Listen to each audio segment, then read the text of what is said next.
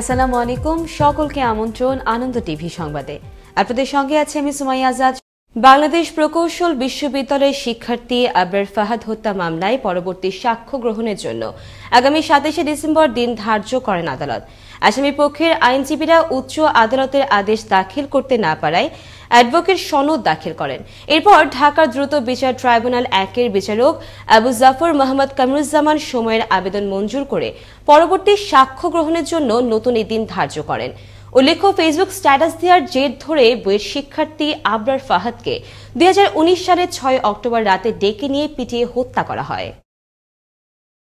সিলেট বিভাগের সকল পাথর কোয়ারি খুলে দেওয়ার দাবিতে 72 ঘণ্টার ধর্মঘটের ডাক দিয়েছে ট্রাক, পিকআপ, কাভার্ড ভ্যান মালিক ঐক্য পরিষদ। আর এতে একত্রতা ঘোষণা করে জেলায় বাস চলাচল বন্ধ রেখেছে হবিগঞ্জ মোটর মালিক গ্রুপ। সকাল থেকে সিলেট ও ঢাকা রোডে কোনো বাস ছেড়ে যায়নি। ধর্মঘটের ফলে হবিগঞ্জ পৌর বাস টার্মিনাল থেকে ছেড়ে যায়নি দূরপাল্লার কোনো যানবাহন। অভ্যন্তরীণ রোডগুলোতেও বন্ধ রয়েছে বাস চলাচল। এতে দুর্ভোগে পড়েছেন শত শত যাত্রী। করোনা ভাইরাসে আক্রান্ত হয়ে গত 24 ঘণ্টায় দেশে আরও 17 জনের মৃত্যু হয়েছে। এ নিয়ে মৃতের সংখ্যা বেড়ে দাঁড়ালো 7,329 জনে। এছাড়া নতুন আরও 1,318 জন আক্রান্ত হয়েছে। দেশে মোট 5,03,501 জন করোনায় আক্রান্ত হয়েছে। মঙ্গলবার বিকেলে স্বাস্থ্য অধিদপ্তর থেকে পাঠানো এক সংবাদ বিজ্ঞপ্তিতে এ তথ্য জানানো হয়। ভৈরব কিশোরগঞ্জ মহাসড়কে কটিয়াদি বাসস্ট্যান্ড হাইওয়ে পুলিশ ফাঁড়ির সামনে মঙ্গলবার ভোরে ভৈরব থেকে আসা একটি মালবাহী ট্রাক ও কিশোরগঞ্জ থেকে আসা একটি অটোরিকশার মুখোমুখি সংঘর্ষে ঘটনাস্থলেই রবিন নামের অটোরিকশা চালকের মৃত্যু হয়। ঘাতক ট্রাক ও ট্রাকের চালক পালিয়ে যেতে সক্ষম হয়। কটিয়াদি হাইওয়ে পুলিশ লাশ উদ্ধার করে ময়নাতদন্তের জন্য কিশোরগঞ্জ সদর হাসপাতালের মর্গে পাঠায়। কুড়িগ্রামে নতুন করে একটি কৃষি বিশ্ববিদ্যালয় স্থাপনের আইনের খসড়ার নীতিগত অনুমোদন দেওয়ায় কুড়িগ্রাম জেলা আওয়ামী লীগ ও অঙ্গ সংগঠনের পক্ষ থেকে আনন্দ র্যালি বের করা হয়। মঙ্গলবার সকাল 11:30টায় কুড়িগ্রাম জেলা আওয়ামী লীগ অফিস থেকে একটি র্যালি বের হয়ে শহর প্রদক্ষিণ করে। পরে ঘোষপাড়স্থ দলীয় কার্যালয়ে সংক্ষিপ্ত সমাবেশে বক্তব্য রাখেন জেলা আওয়ামী লীগের সভাপতি ও জেলা পরিষদ চেয়ারম্যান জাফর আলী। খাগড়াছড়ির দীঘিনালায় এবার বঙ্গবন্ধুর অস্থায়ী প্রতিকৃতির ছবি ছিঁড়ে ফেলেছে দুর্বৃত্তরা। সোমবার দীঘিনালার মেরুং বাজারে চৌরাস্তার মোড়ে এই ঘটনাটি ঘটে। সকালে দলীয় নেতাকর্মী ও স্থানীয়রা বিষয়টি দেখে পুলিশকে খবর দেয়। এখন পর্যন্ত এই ঘটনায় কাউকে শনাক্ত করা যায়নি।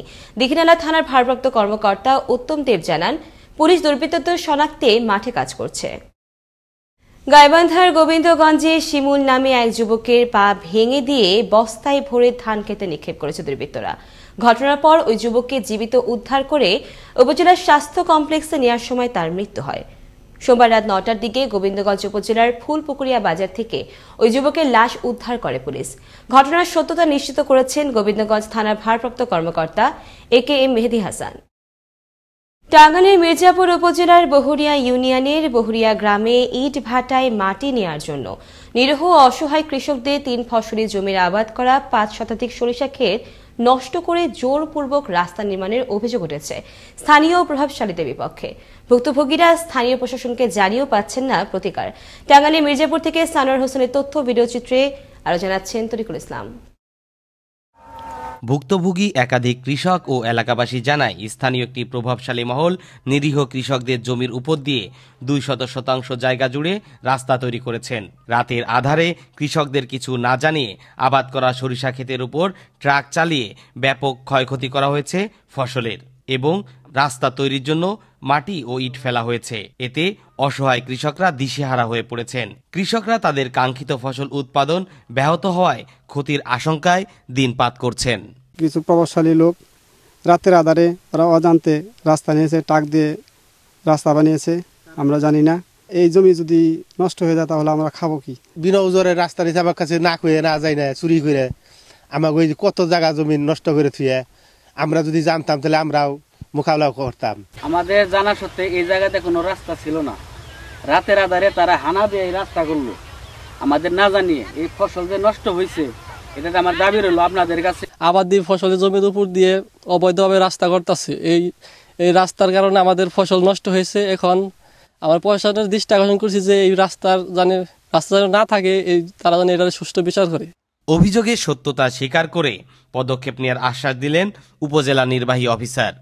কৃষি জমির ক্ষতি করে যাতে কোনোভাবেই কেউ পরিবেশের বিপর্যয় ঘটাতে না পারে সেদিকে আমরা প্রশাসন সবসময় নজর রাখছি। আর এই জমি নির্মাণের ফলে যারা ক্ষতিগ্রস্ত হয়েছে তদন্ত সাপেক্ষে তাদেরকে সহযোগিতা করা হবে এবং এর সাথে যারা জড়িত তাদের বিরুদ্ধে আইনানুগ ব্যবস্থা নেওয়া হবে। এমন জবরদখল প্রতিরোধে দ্রুতই ব্যবস্থা নেবে প্রশাসন, এমনটাই প্রত্যাশা করছেন কৃষকরা। তরিকুল ইসলাম, আনন্দ টিভি, ন্যাশনাল ডেস্ক। কক্সবাজারের টেকনাফে র্যাবের সঙ্গে বন্দুক যুদ্ধে এক রোহিঙ্গা মাদক কারবারি নিহত হয়েছে। এ সময় ঘটনাস্থল থেকে 10,000 পিস ইয়াবা, একটি 3 কোয়ার্টার ও 3 রাউন্ড কার্তুজ উদ্ধার করা হয়। সোমবার মধ্যরাতে টেকনাফের ওয়াইকং ইউনিয়নের লাথরখোনার পাহাড়ি এলাকায় এই ঘটনা ঘটে। তাৎক্ষণিকভাবে নিহতের নাম পরিচয় নিশ্চিত করতে না পারলেও সে রোহিঙ্গা বলে ধারণা করছে র্যাব। কক্সবাজার র্যাব 15-এর ওয়াইকং ক্যাম্পের ইনচার্জ এএসপি শাহ আলম এ তথ্য নিশ্চিত করেছেন। এই ছিল এখনকার মতো। আনন্দ টিভির সংবাদ দেখুন প্রতিদিন বিকেল 5:30 এবং রাত 9:30। করোনা থেকে আপনি এবং আপনার পরিবারকে সুরক্ষিত রাখতে স্বাস্থ্যবিধি মেনে চলুন। আনন্দ টিভির সঙ্গে থাকার জন্য সকলকে ধন্যবাদ।